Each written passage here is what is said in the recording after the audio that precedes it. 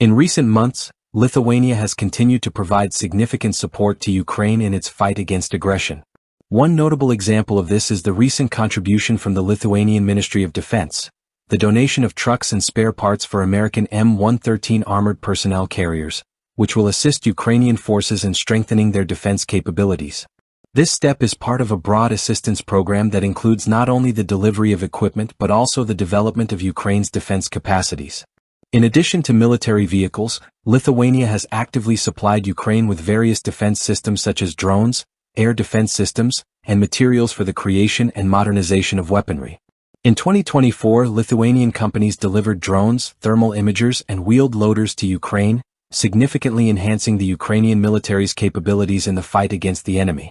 Notably, the drones provided by Lithuanian companies were delivered fully assembled, allowing for faster deployment in combat conditions. Lithuania also continues to support Ukraine in its pursuit of defense independence. One of the key steps has been the decision to finance the production of weapons at Ukrainian factories, which will help strengthen the country's internal defense industry. In Lithuania's upcoming plans, there is an emphasis on increasing the supply of weapons, including air defense systems, drones, and counter-drone systems.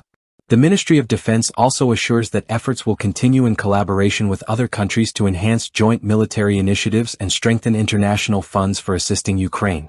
Since the beginning of the war, Lithuania has provided military assistance to Ukraine worth over €768 million, and the total volume of aid has already exceeded €1.5 billion. Additionally, Lithuania actively participates in various international coalitions aimed at helping Ukraine, including efforts for mine clearance and training Ukrainian military personnel.